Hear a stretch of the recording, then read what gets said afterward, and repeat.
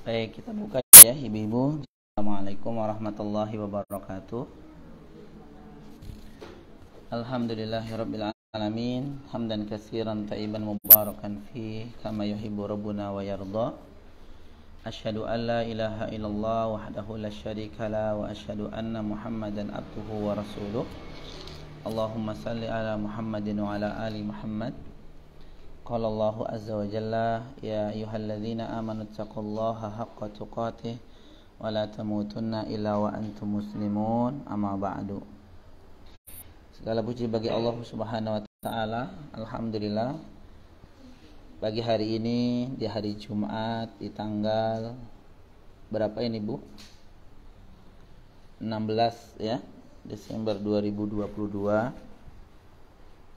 Alhamdulillah kita dipertemukan kembali setelah kita libur panjang ya Ibu ya. Libur panjang sampai berapa bulan nih? Sampai 1 bulan lebih ya. Ya insya Allah kita di pagi yang mulia ini masuk di pertemuan ke berapa? 18, subhanallah ya. Pertemuan ke 18 ya. Yang mudah-mudahan ibu-ibu tetap semangat Ibu ya. Tetap semangat, tetap istiqomah dengan apa yang diagendakan setiap Jumat pagi yang mulia ini. Terlebih lagi, sekali lagi, ini adalah hari Jumat, Sayyidu minal ayyam ya, hari dimana ini adalah penghulu pada hari yang tentu mudah-mudahan ya, hari yang diberkahi ini, hari Jumat ini kita bersama-sama mendapatkan hidayah, mendapatkan petunjuk dari Allah Subhanahu wa taala, mendapatkan rahmat dari Allah Subhanahu wa taala ya, dengan wasilah majelis di pagi hari ini. Mudah-mudahan kita selalu diberikan kebaikan oleh Allah Subhanahu wa taala ya.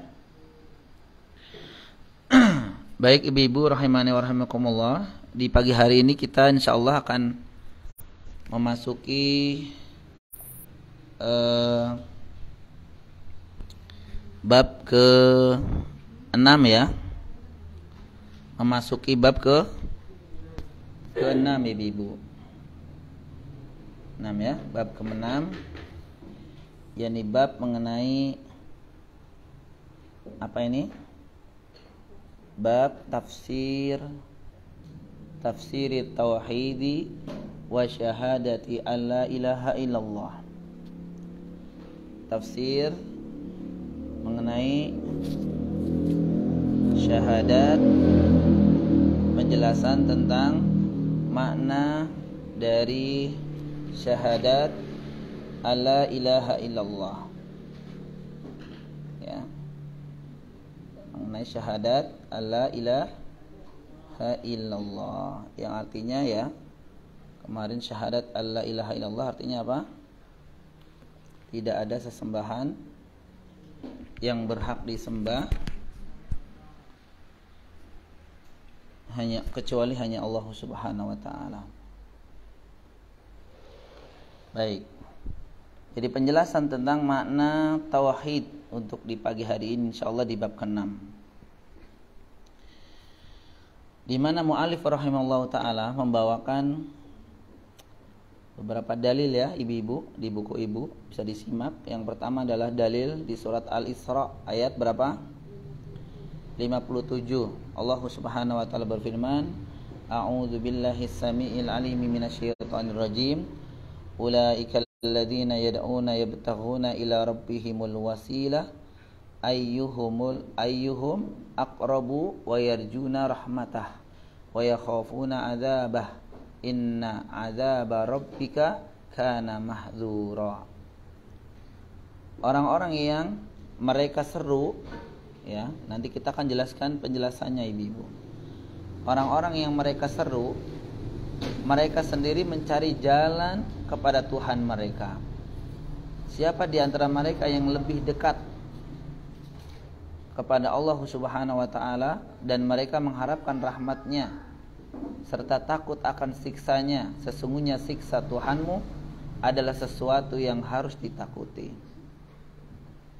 Ini akan kita jelaskan ya setelah ini ya ibu-ibu. Kemudian dalil yang kedua di surat Az-Zukhruf ayat 26 dan 27. Allah Subhanahu wa taala berfirman, "Wa idz qala Ibrahimu li abihi wa qaumihi innani bara'um mimma ta'budun illa alladzi fatarani fa innahu sayahdin." Dan ingatlah ketika Ibrahim berkata kepada bapak dan kaumnya, ya, Nabi Ibrahim alaihissalam berkata kepada bapak dan kaumnya. Apa yang dikatakan Ibrahim? Innani bara'um mimma ta'budun. Sesungguhnya aku berlepas diri atau membebaskan diri dari apa yang kalian sembah. Illalladzi fatarani fa innahu sayahdin. Kecuali Allah, zat yang maha menciptakan aku. Ya. Kecuali Allah, aku membebaskan, kecuali Allah yang telah menciptakan aku, karena Dia yang menunjukkan kebenaran kepadaku. Masya Allah ya. Ini perkataan Nabi Ibrahim alaihissalam yang beliau itu berlepas diri terhadap perbuatan apa yang dilakukan oleh bapaknya dan kaumnya. Apa yang dilakukan bapak dan kaumnya, ibu-ibu? Menyembah berhala. Jadi beliau ya alaihissalam itu berlepas diri, ya, tidak mau ikut-ikutan. Itu namanya berlepas diri. Kemudian juga di surat Al-Baqarah, ya, para mu'alif membawakan di surat Al-Baqarah di ayat ke-165. Allah Subhanahu wa taala berfirman, "Wa minan nasi may yattakhidhu min dunillahi andada yuhibbunahum ka hubbillah walladzina amanu asyaddu hubban lillah." Di antara mereka manusia ada yang menjadikan tuhan-tuhan selain Allah itu sebagai tandingan, sebagai sekutu bagi Allah. Mereka menyembah Allah, begitu juga menyembah selainnya.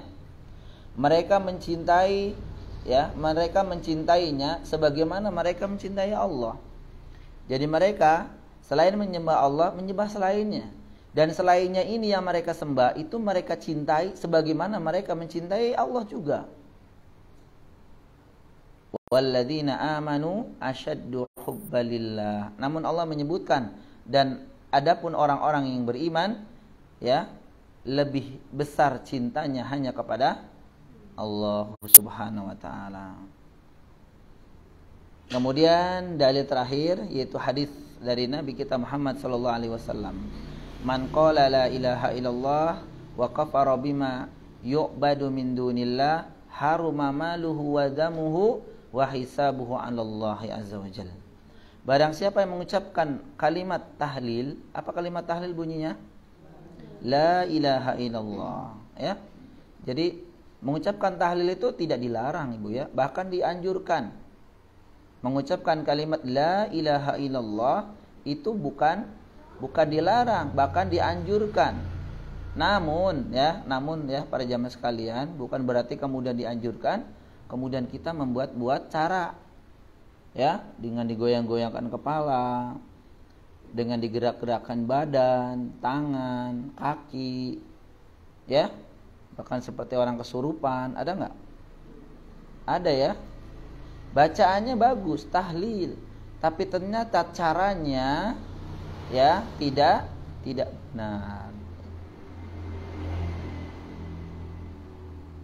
Jadi barang siapa yang mengucapkan la ilaha illallah wa kafara bima yu'badu min dunillah, dan mengingkari sesembahan selain Allah, sesembahan yang disembah selain Allah, apa yang dikatakan oleh Nabi? Haruma maluhu wa damuhu wa hisabuhu 'ala Allah. Maka hartanya, ya, maka haramlah harta dan darahnya. Artinya apa? Terjaga, ibu-ibu. Orang yang mengucapkan kalimat la ilaha illallah, yang maknanya adalah tidak ada sesembahan yang berhak disembah kecuali Allah saja, itu diharamkan oleh Allah Subhanahu wa taala hartanya dan darahnya. Orang telah mengucapkan ini dan kemudian mengingkari sesembahan selain Allah, tidak berbuat syirik, maka orang ini ibu itu haram darahnya, ditumpahkan, nggak boleh. Hartanya juga nggak boleh diambil. Artinya dijaga oleh Allah Subhanahu wa taala. Ya, oleh karena itu tingginya kalimat la ilaha illallah itu luar biasa. Adapun perhitungannya terserah kepada Allah. Jadi kalau seseorang sudah mengucapkan la ilaha illallah ibu, itu nggak boleh dibunuh. Ya, nggak boleh dibunuh. Adapun misalkan ada mengatakan, Ustadz itu mah pura-pura. Dia mengucapkan la ilaha illallah itu karena dia takut dibunuh. Karena ada satu kisah ya, ibu pernah dengar ya, dalam suatu peperangan ada seorang sahabat yang kemudian berperang duel tahu ibu? Adu satu-satu gitu ya. Yang padanya ya orang kafir itu terpojokan, ya mungkin pedangnya udah di lehernya. Sehingga orang kafir ini mengucapkan kalimat la ilaha illallah ibu. Ya, dengan harapan tidak dibunuh, karena memang ada hadis yang disebutkan di antaranya ini adalah orang yang telah mengucapkan kalimat la ilaha illallah itu haram dibunuh. Ya, haram hartanya diambil, terjaga. Jadi dengan harapan demikian, akhirnya apa? Ternyata tetap dibunuh. Dibunuh. Maka kejadian ini dilaporkan kepada Nabi SAW. Maka Nabi memanggil sahabat ini dan meminta penjelasan kenapa orang Quraisy yang tadi sudah mengucapkan la ilaha illallah itu tetap engkau bunuh. Kata dia, ya sama dengan ini. Itu mah bohong-bohongan ya Rasulullah. Itu mah hanya mengucapkan di lisan saja, tapi hatinya tidak gitu. Artinya ingin diselamatkan, ingin selamat aja tujuannya. Mungkin gitu sih sahabat yang mengatakan. Tapi Nabi marah. Tapi Nabi justru marah. Lah yang mengetahui hati itu siapa? Allah Subhanahu wa taala. Maka tetap Nabi SAW marah. Jadi kalau ada seseorang yang telah mengucapkan kalimat la ilaha illallah itu gak boleh dibunuh. Mau wujudnya terpojokkan atau bagaimana gak boleh ibu. Baik, ya, ini dalil-dalil yang disampaikan oleh muallif rahimallahu taala. Kemudian kita jelaskan ya. Kandungan bab ini ibu rahimakumullah itu menyangkut masalah yang besar, bahkan menyangkut masalah yang paling dasar. Apa? Ya ini membahas tentang makna tauhid dan syahadat ibu-ibu nih. Mengetahui apa? Makna tauhid dan syahadat. Dan ini perlu diketahui ibu-ibu. Kita mungkin selama ini telah mendengar kalimat tauhid, mendengar kalimat syahadat, namun dari sisi maknanya itu banyak yang tidak tahu ya. Oleh karena itu di bahasan ini insyaallah ibu-ibu yang rahmatullah rahimani wa rahimakumullah, kita akan membahas satu persatu insyaallah ya. Dan ini sebenarnya telah dijelaskan dalam ayat-ayat atau dalil-dalil yang dibawakan oleh muallif rahimahullah taala tadi. Ya, di antaranya ayat dalam surat Al-Isra. Surat Al-Isra. Ya. Tadi kita bacakan, Ibu bisa lihat lagi. Bahwa di surat Al-Isra ini dijelaskan sanggahan terhadap orang-orang musyrik, Ibu. Ya.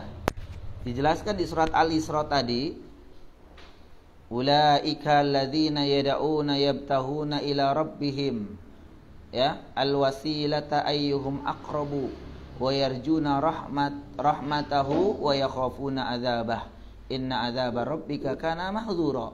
Orang-orang yang mereka seru, mereka sendiri mencari jalan kepada Tuhan mereka. Jadi berhala-berhala yang mereka seru ibu-ibu, berhala-berhala yang mereka sembah, berhalanya sendiri juga sedang mencari Tuhan. Ya, mencari apa? Iya, berhala-berhala itu kan orang-orang soleh, Bu ya. Mereka itu kan menjadikan berhala itu dari orang-orang soleh. Iya. Nah, mereka sembah orang-orang soleh tersebut yang bentuknya patung, bentuknya gambar. orang-orang soleh tersebut sendiri aja itu mencari apa? Jalan kebenaran. Mereka juga orang-orang soleh itu mencari jalan kepada Tuhan. Yang Tuhan Tuhan mereka juga. Ya, oleh karena itu para jamaah sekalian rahimakumullah, ayat ini mengandung suatu penjelasan bahwa perbuatan mereka itu adalah perbuatan kesyirikan. Kenapa? Karena menjadikan orang-orang soleh di antara mereka yang telah meninggal dijadikan sesembahan sama dengan Allah. Nah ini surat Al-Isra itu. Kemudian di surat At-Taubah ayat kedua tadi, surat kedua ibu ya. Di surat At-Taubah ada ya, di surat At-Taubah di buku ibu ada nggak? Itu menceritakan apa? Bahwa ayat ini menjelaskan tentang ahlul kitab ibu-ibu yang telah menjadikan orang-orang alim, orang-orang ya berilmu di antara mereka dan menjadikan pendeta-pendeta di antara mereka itu sebagai ilah, sebagai apa? Sesembahan. Dan dijelaskan pula bahwa mereka hanya diperintahkan untuk menyembah kepada satu sesembahan saja, dan menurut penafsiran yang sebenarnya mereka itu hanya diperintahkan untuk taat kepadanya dalam hal yang tidak bermaksiat kepada Allah dan tidak berdoa kepadanya. Jadi kepada orang-orang alim, orang-orang yang berilmu, para ulama mereka maksudnya itu diperintahkan untuk taat boleh, tapi ketaatan mereka sebatas ketaatan yang memang memenuhi syariat. Jadi tidak sampai ketaatan mereka itu menjadikan orang-orang alim di antara mereka, ini ahlul kitab ibu-ibu ya, itu dijadikan sebagai Tuhan, menjadikan pendeta-pendeta sebagai Tuhan. Maksudnya apa? Karena mereka ketaatan terhadap orang-orang alim, terhadap para pendeta mereka itu sampai derajat menjadikan Tuhan. Ya, mereka mengikuti apa yang diharamkan oleh pendeta-pendeta mereka, sedangkan yang diharamkan oleh pendeta mereka sesuatu yang dihalalkan oleh Allah. Mereka juga menghalalkan apa yang dihalalkan oleh pendeta-pendeta mereka, yang sedangkan yang dihalalkan oleh pendeta-pendeta mereka itu yang diharamkan, sesuatu yang diharamkan oleh Allah. Ini kan menjadikan Tuhan namanya ibu. Dan ini juga ibro pelajaran bagi kita ibu-ibu, kalau kita misalkan mentaati siapa? Guru kita misalkan. Kita memiliki guru, jadi apa yang dikatakan oleh guru kita ikutin. Kalau memang guru kita adalah orang yang berilmu, ibu ya, dengan akidah yang lurus, apa yang disampaikan kita ikuti, nggak apa-apa, selama kita tidak menjadikan ya semuanya itu ya yang dihalalkan dia ternyata diharamkan oleh Allah, jangan ikuti. Yang diharamkan oleh dia ternyata dihalalkan oleh Allah, jangan kita ikuti. Ya, itu kalau tetap mengikuti namanya menjadikan Tuhan, ibu. Maka nanti ada satu bab di buku ini juga. Kita akan menjelaskan tentang bab ya ketika menjadikan menghalalkan apa yang dihalalkan oleh yang kita ikuti, ulama atau siapa saja, sedangkan yang dihalalkan oleh ulama kita adalah yang diharamkan oleh Allah.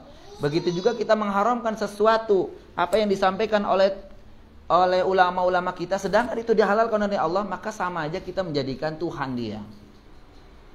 Misal ya, ketika Allah Subhanahu wa taala mengharamkan kesyirikan, kok ada ulama misal ya, yang dianggap ulama apalagi, yang membolehkan misalkan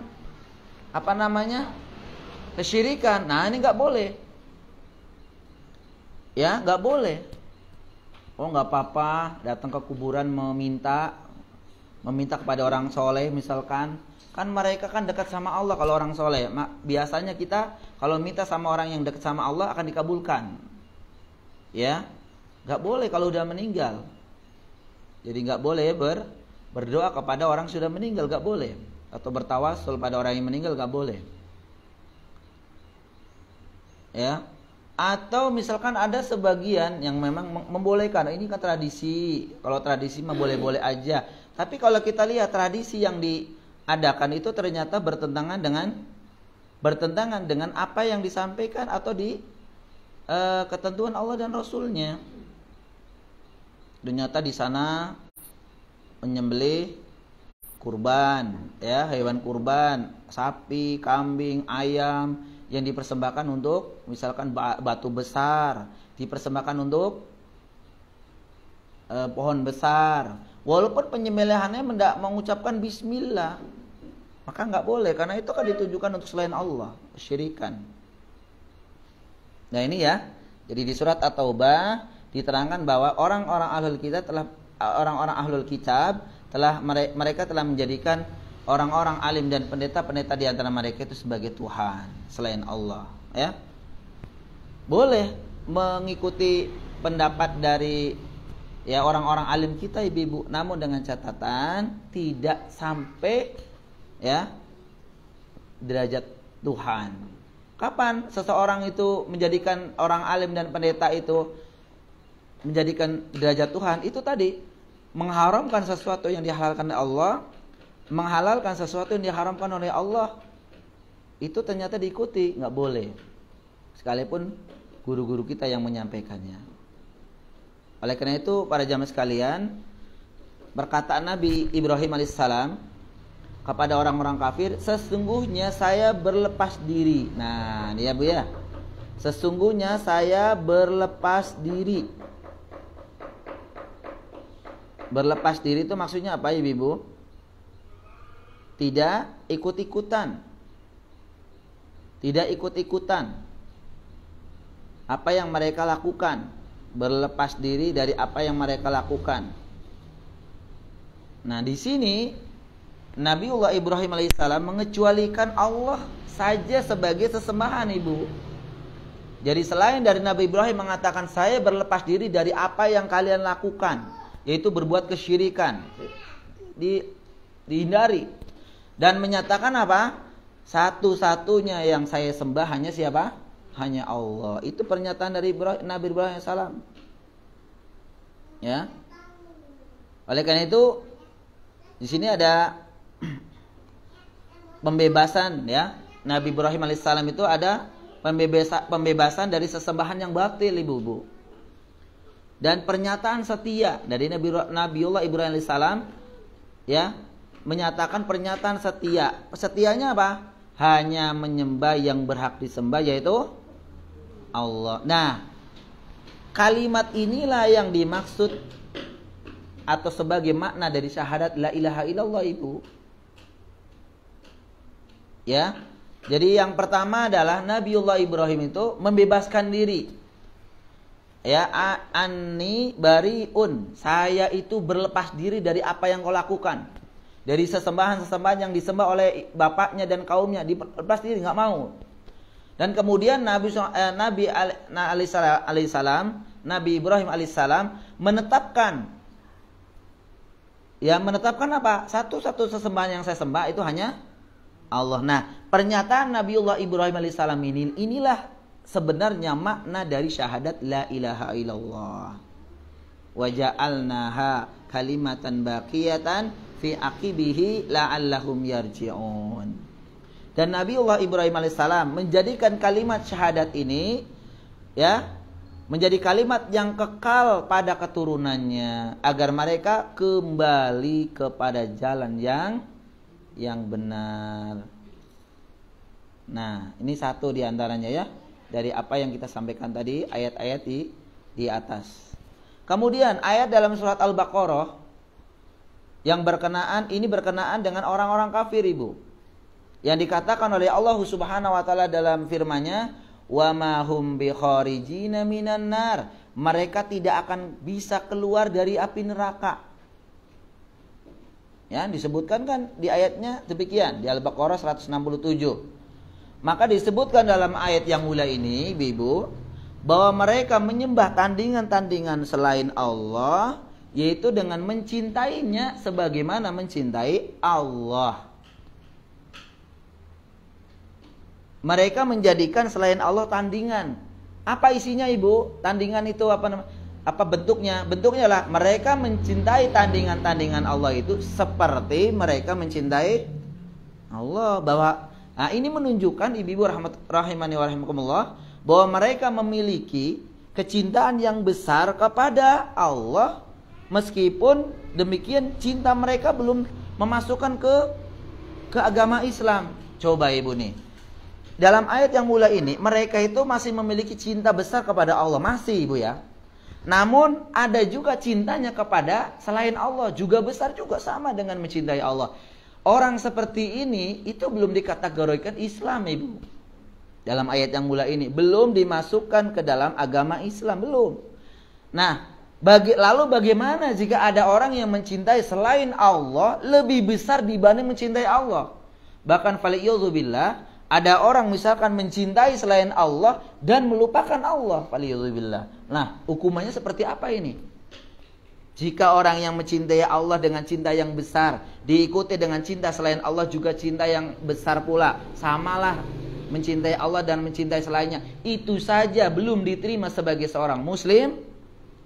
Apalagi ada orang misalkan orang itu mencintai selain Allah melebihi cintanya kepada Allah. Bahkan mungkin faliyadzubillah mereka mencintai sesembahan selain Allah, namun justru mereka tidak mencintai Allah sama sekali. Orang seperti ini hukumannya lebih besar tentu. Ya. Lalu bagaimana dengan mereka yang cintanya kepada sesembahan selain Allah lebih besar dari cinta kepada Allah? Hukumannya lebih besar. Lalu bagaimana juga orang-orang yang hanya mencintai sesembahan selain Allah dan tidak mencintai Allah?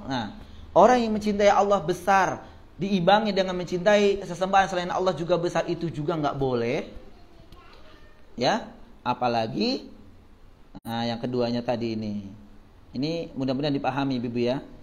Maka Nabi SAW bersabda di hadis yang terakhir tadi, man qala la ilaha illallah wa kafara bima yu'badu min dunillah haruma maluhu wa damuhu wa hisabuhu 'ala Allah.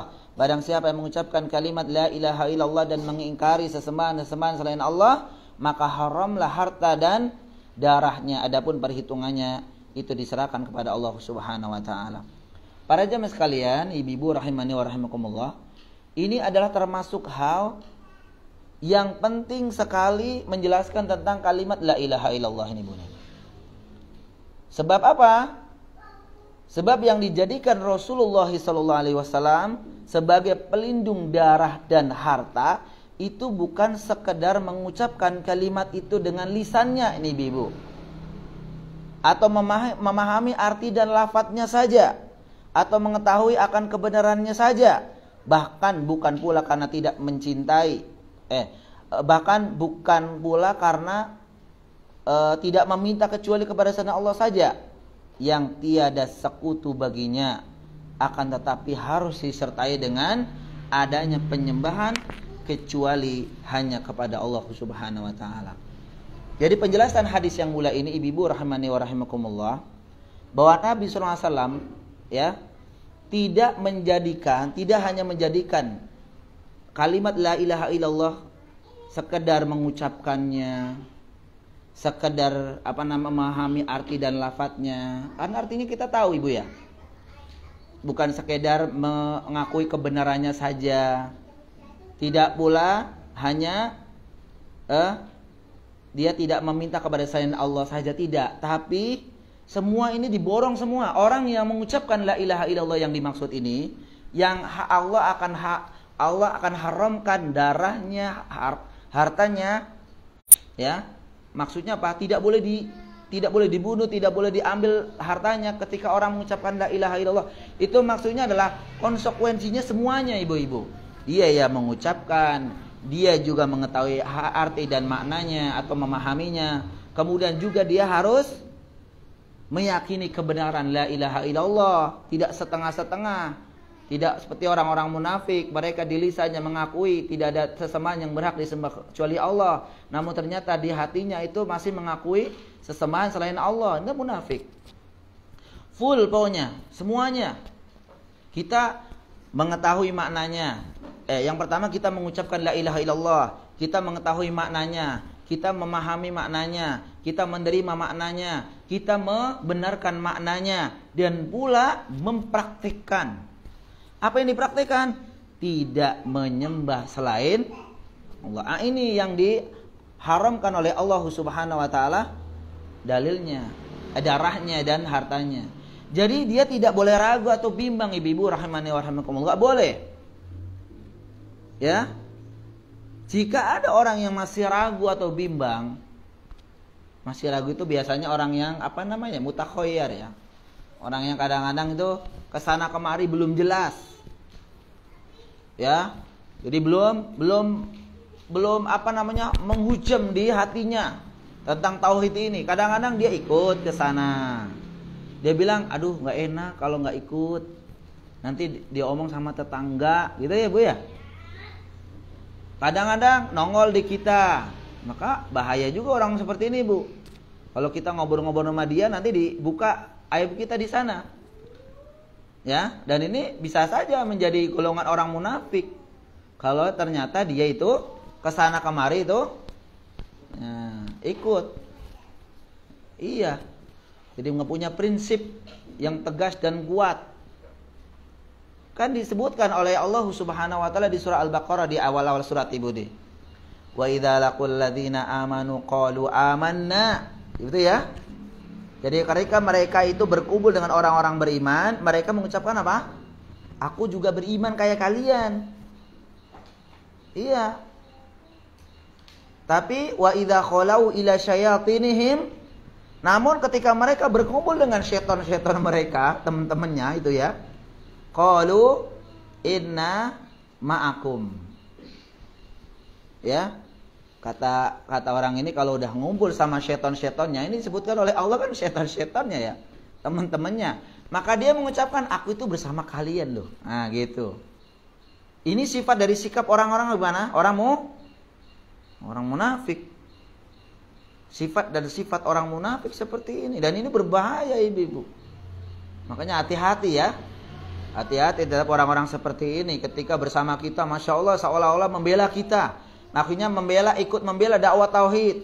Seolah-olah kita dengan dia itu subhanallah luar biasa. Tapi suatu ketika dia hidup atau makhluknya dekat dengan mereka, berkumpul dengan mereka, orang-orang yang memusuhi Islam, malah berkasih sayang dan mengucapkan aku tuh sebenarnya sama kalian sama. Terus apa tujuan mereka ketika bersama kita? Tujuannya adalah ingin mengolok-olok saja. Ya, disebutkan di surah Al-Baqarah.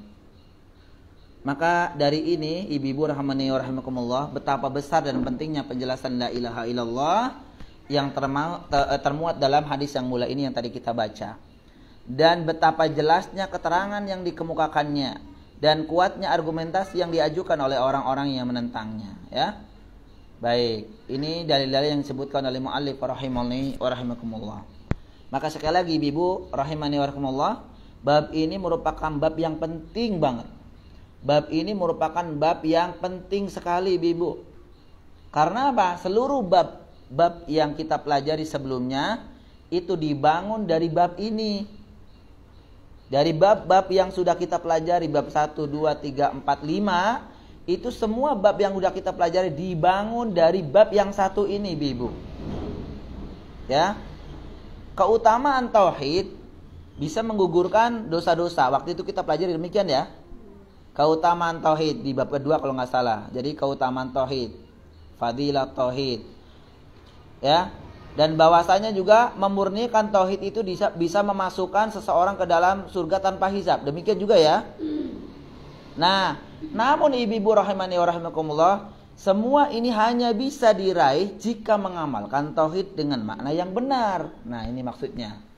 Jadi bab-bab yang sudah kita pelajari di antara yang bab yang kita sebutkan tadi, yaitu fadilah tauhid, orang yang mentauhidkan Allah itu akan dihapuskan dosa-dosanya. Orang yang mentauhidkan Allah dengan semurni-murninya akan dimasukkan ke dalam jannah Allah Subhanahu wa taala tanpa hisab. Subhanallah. Tapi ternyata bab-bab yang kita sebutkan di antara ini adalah ada sebabnya, harus ada konsekuensinya. Apa? Dari bab ini apa? Harus mengamalkan tauhid dengan makna yang benar. Kalau dia hanya mengaku tauhid, dia nggak tahu maknanya gimana. Bagaimana bisa seseorang mengamalkan tauhid ketika dia belum memahami tentang makna dari tauhid? Maka sekali lagi ibu, di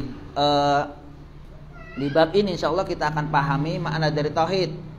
Hanya saja mungkin kita akan batasi makna tauhid pada tauhid rububiyah saja, ya. Sebagaimana insya Allah kita akan datang penjelasannya insya Allah. Kemudian mu'allif rahimahullah ta'ala, ibu-ibu, di kitab ini atau di bab ini menyebutkan khusus setelah umum. Menyebutkan sesuatu yang khusus setelah umum. Yang dimaksud dengan tauhid adalah umum. Betul Bu ya? Yang dimaksud dengan tauhid secara umum itu ada 3 macam kan? Ada mengesahkan Allah dalam rububiyahnya, mengesahkan Allah dalam uluhiyahnya, mengesahkan Allah dalam asma wa sifat. Maka ini yang disebut dengan tiga macam tauhid. Rububiyah, uluhiyah, asma wa sifat. Asma wa sifat. Coba sebelum kita lanjut Ibu ya.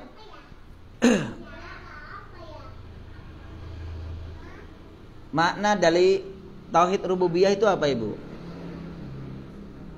Mengesahkan Allah dalam hal perbuatan Allah.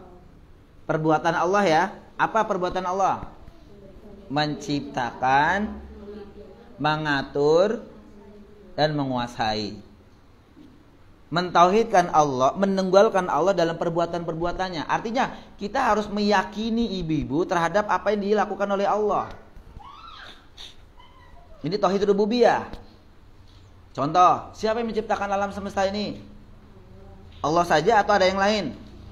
Allah saja. Jadi misalkan ibu udah mengakui yang menciptakan langit dan bumi itu Allah dan alam semesta ini, jangan ada perasaan dan keyakinan yang lain bahwa ada zat lain yang menciptakan ini. Siapa yang menguasai alam semesta ini? Allah.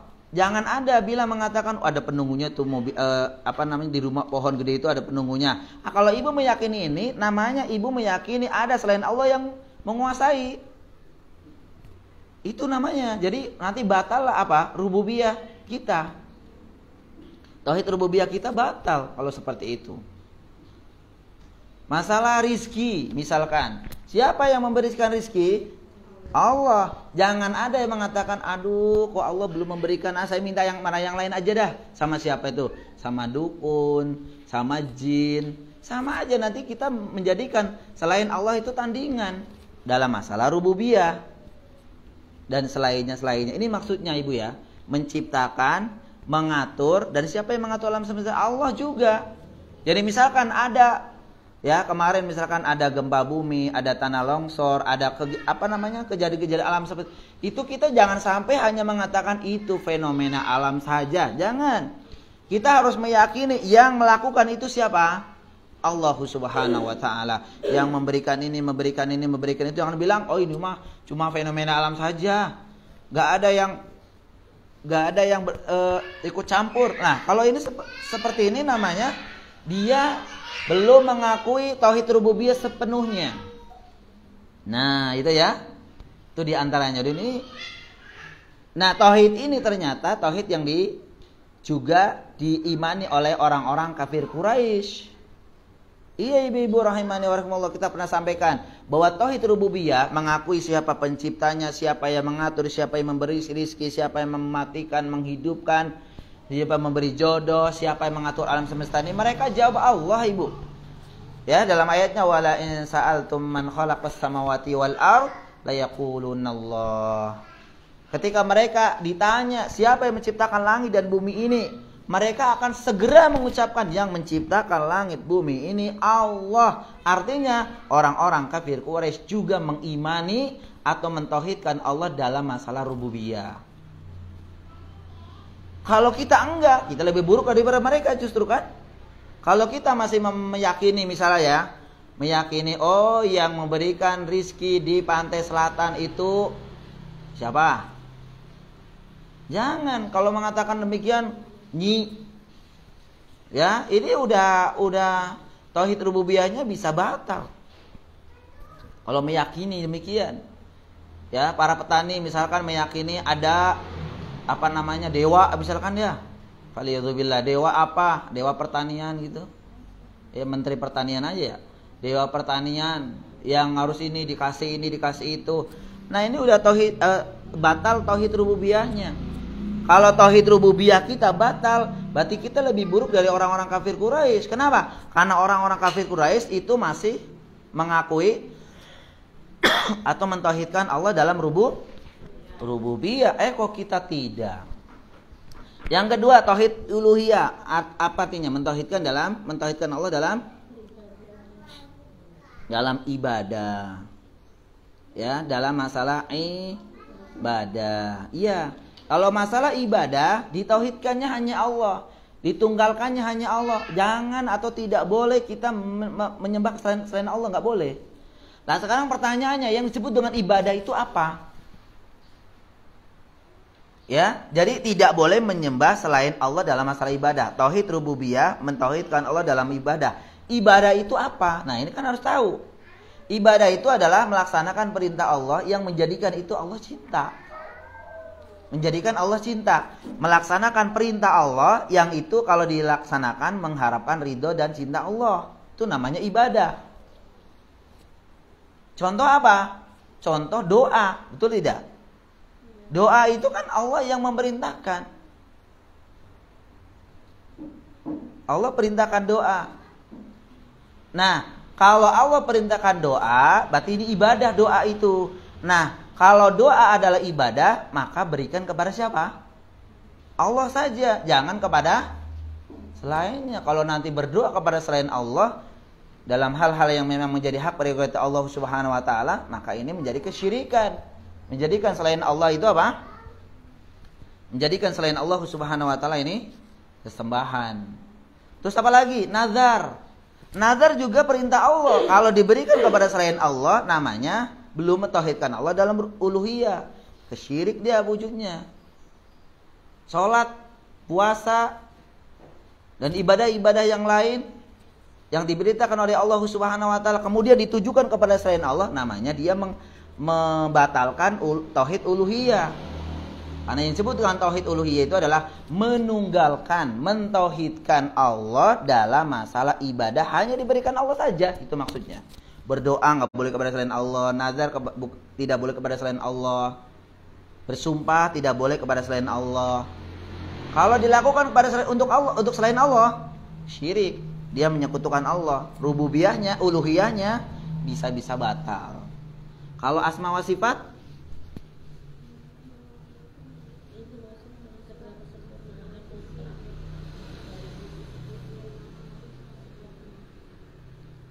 ya, yaitu mentauhidkan Allah dalam asma wa sifat. Jadi intinya ibu-ibu rahimani wa rahimallah, di pembahasan ini sekali lagi tadi saya salah baca sepertinya nih.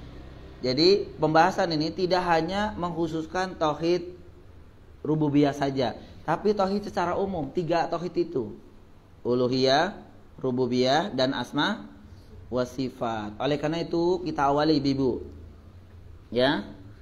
Kita akan memahami makna dari kalimat la ilaha illallah. Jadi kalimat la ilaha illallah maknanya ibu-ibu secara umum adalah tidak ada yang berhak disembah dengan benar kecuali Allah semata. Ya, apa artinya? Tidak ada yang berhak disembah dengan benar kecuali Allah semata. Nah, ini arti secara umum ibu-ibu. Tidak ada yang berhak disembah dengan benar kecuali Allah semata. Dan kalimat la ilaha illallah ibu-ibu itu memiliki 4 kata. Nah, ini rangkuman dari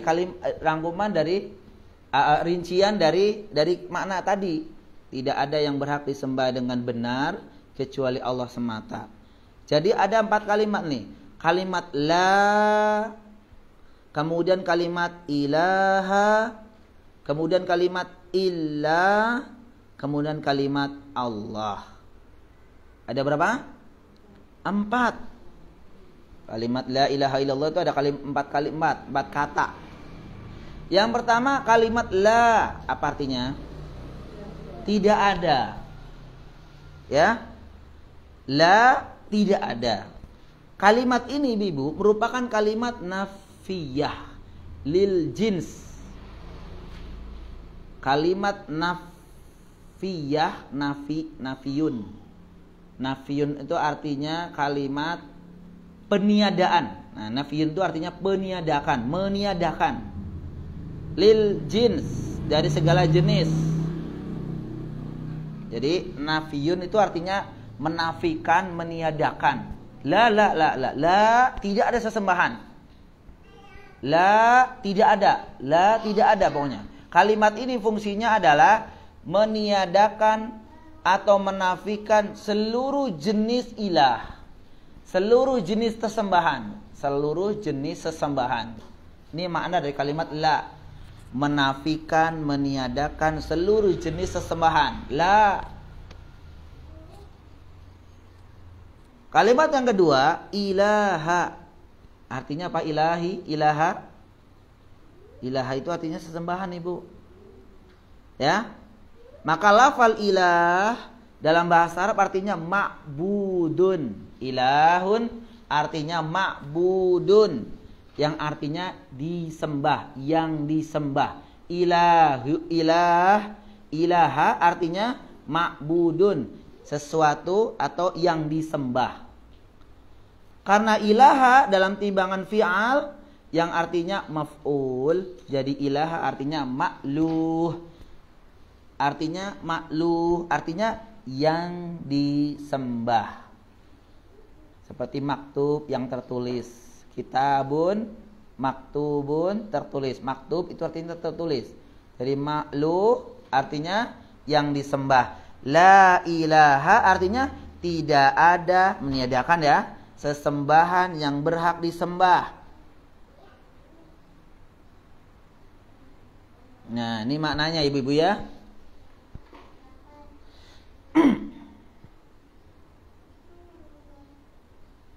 Maknanya adalah tidak ada yang berhak disembah.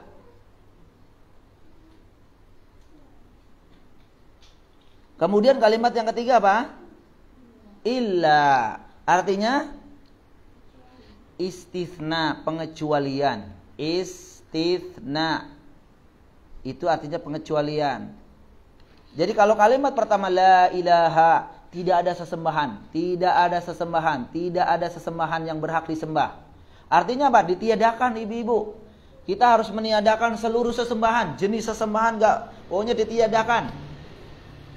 Itu yang pertama.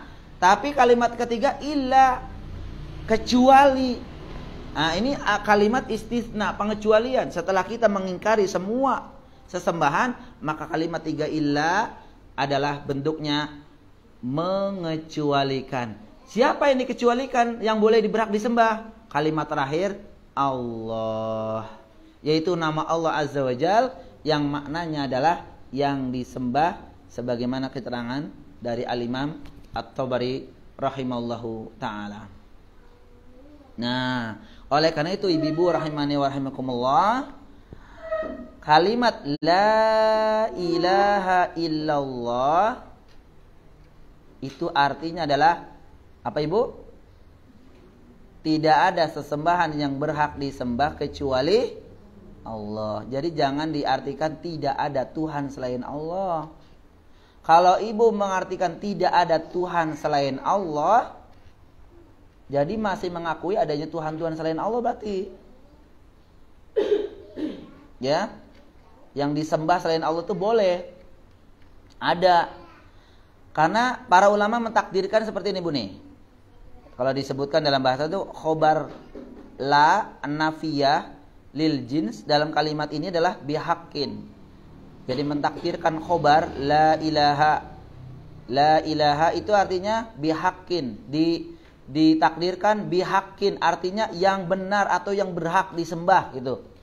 Oleh itu artinya jadi gini, la ilaha illallah itu artinya la ilaha bihaqqin illallah. Artinya tidak ada sesembahan yang berhak disembah kecuali hanya Allah. Maka disinilah ibu-ibu rahimani wa rahimakumullah, ya, kesalahan dari para ulama, sebagian ulama nih atau sebagian golongan yang menerjemahkan kalimat la ilaha illallah itu dengan kalimat la qadira 'alal ikhtira'i illallah. Tidak ada yang mampu untuk menciptakan kecuali Allah. Ada yang mengartikan demikian. Tidak ada yang mampu untuk menciptakan kecuali Allah. Ini berarti salah arti demikian. Sehingga menurut mereka ilah maknanya adalah ilahu, alihu. Artinya apa? Fi'al. Terkadang maknanya maf'ul dan terkadang maknanya fa'il. Sehingga mereka menafsirkan kalimat la ilaha illallah dengan makna rububiyah, bukan makna uluhiyah. Maksudnya tidak ada pencipta selain Allah, kecuali Allah saja. Ini makna dari apa yang mereka sebagian ya, ada yang mengartikan la ilaha illallah tidak ada pencipta selain Allah. Ya, tidak ada yang mengatur alam semesta ini kecuali Allah. Itu saja. Dan ini masih mencakup mereka mencakup makna dari rububiyah saja, bukan uluhiyah. Maka dari seorang perkataan dari seorang ulama Al-Baghdadi, beliau mengatakan, dan para ulama kami berselisih tentang makna al-ilah. Di antara mereka menyatakan bahwa al-ilah itu artinya mustaq, diambil dari al-ilahiyah, yaitu kekuasaan untuk menciptakan benda-benda. Dan ini pendapat dari Abu Hasan al-Ash'ari. Ya, oleh karena itu ini dari Asy'ariyah ya, Asy'airah. Asy'airah itu mengartikan bahwa la ilaha illallah tidak ada apa? Tidak ada pencipta selain Allah. Nah ini Buni ya, kita coba satu persatu lihat penyimpangan-penyimpangan firqah-firqah yang mengartikan makna la ilaha illallah. Yang pertama menurut tauhid, menurut Mu'tazilah. Ya. Tauhid menurut Mu'tazilah.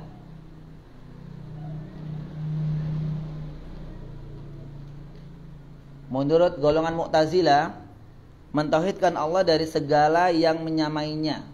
Mentauhidkan Allah dari segala yang menyamainya.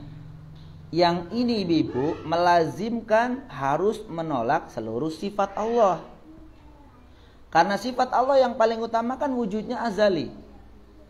Jika kita menetapkan sifat-sifat bagi Allah, sementara sifat-sifat tersebut juga adalah azali, maka melazimkan kita menetapkan syarikat-syarikat bagi Allah. Nah, ini pengertian dari apa yang disebutkan oleh orang Mu'tazilah, ibu-ibu.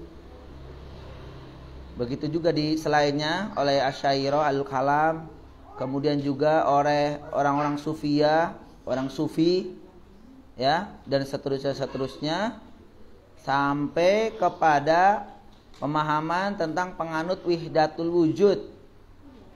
Ya, wihdatul wujud, paham ibu? Penganut wihdatul wujud, yakni Allah itu menyatu dengan, hakikat Allah itu hanya satu.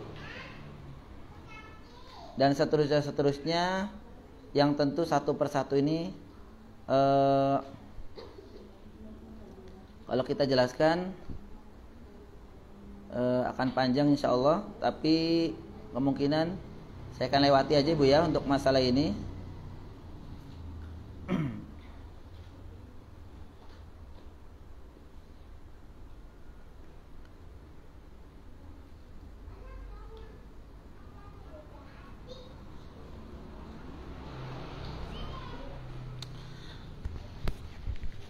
Coba kita langsung masuk di dalil pertama ibu. Di dalil pertama di surat Al-Isra ayat 67. Yang bunyinya apa tadi?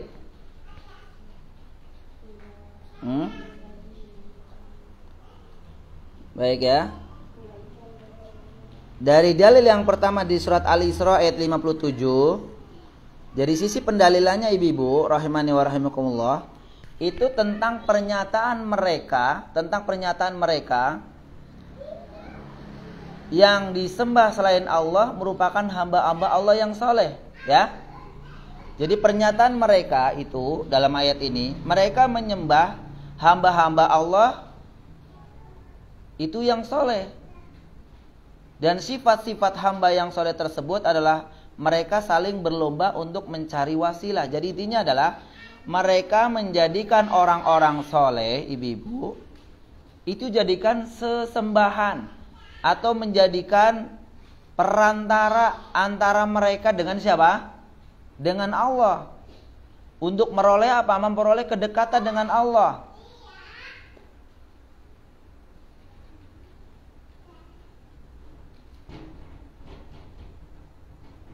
Jadi mereka menyembah Allah, ibu. Mereka menyembah Allah. Namun menyembahnya itu melalui wasilah. Siapa wasilahnya? Wasilahnya adalah orang-orang soleh yang sudah meninggal.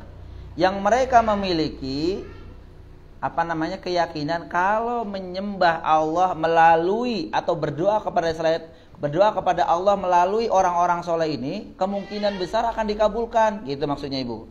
Kenapa? Karena ini yang diminta wasilah itu orang-orang soleh katanya.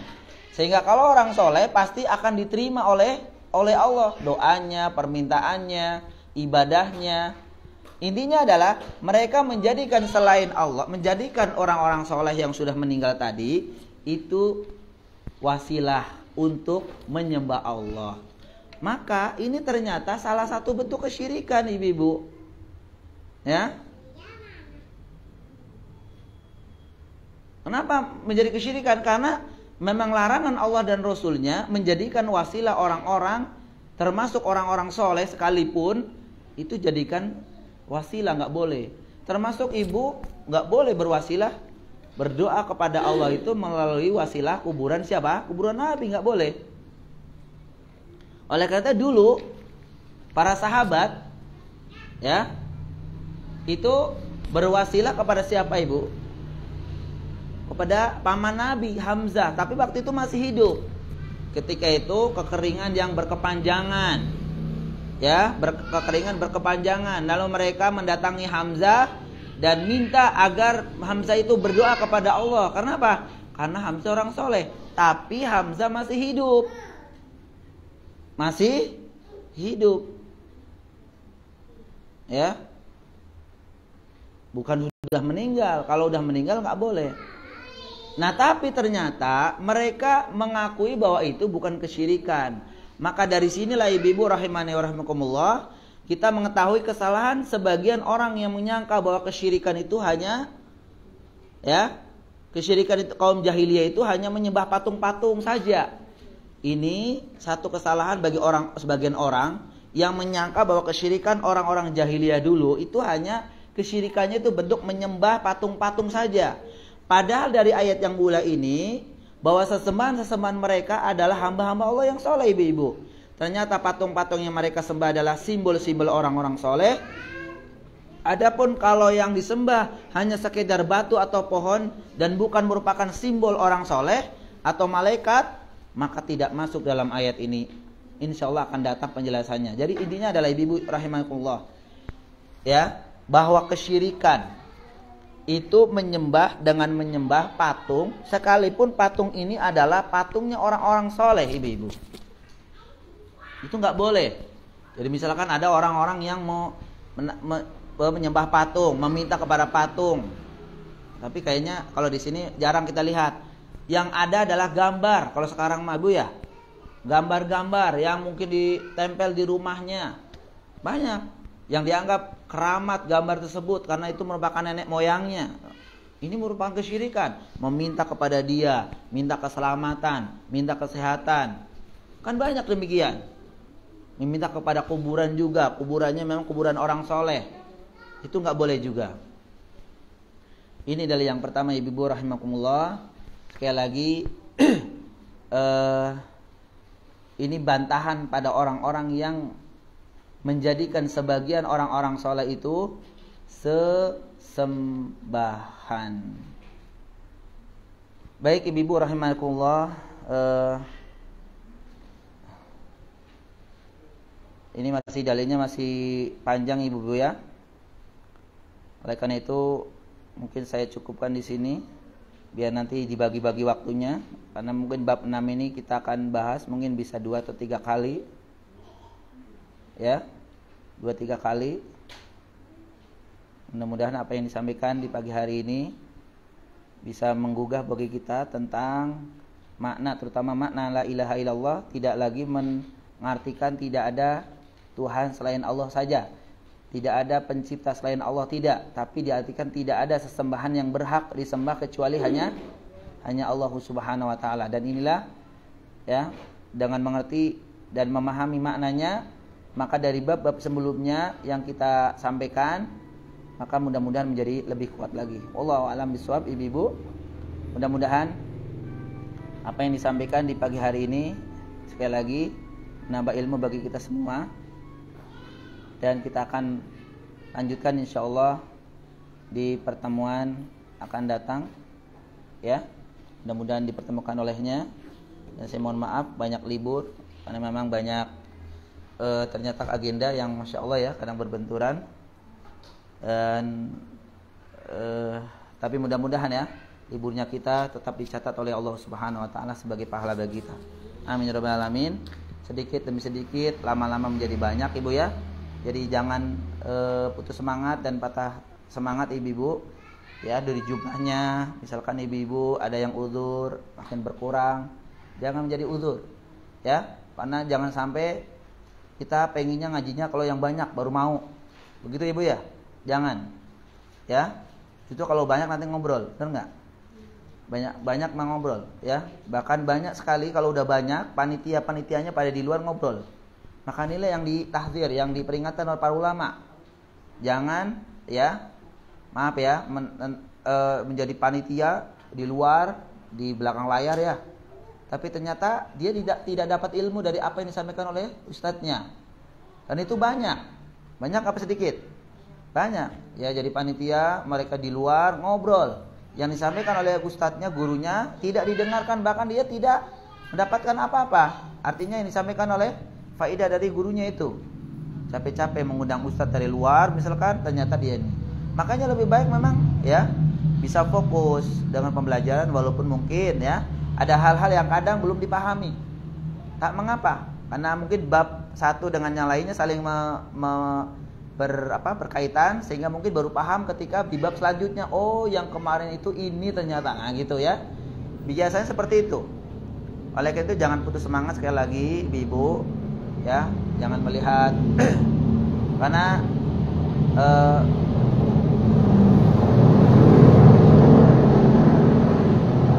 misalnya besar itu dari kecil. Jadi kita jangan besar, kalau besar lebih capek lagi ya. Baik, sekali lagi saya ucapkan ya selamat buat ibu-ibu yang sudah memberikan waktu untuk Allah Subhanahu wa taala. Kita berdoa kepada Allah, mudah-mudahan Allah ganti dengan kebaikan yang berlipat. Kita akhiri, atau ada pertanyaan ibu-ibu? Masih ada 10 menit. Kalau tidak ada saya cukupkan.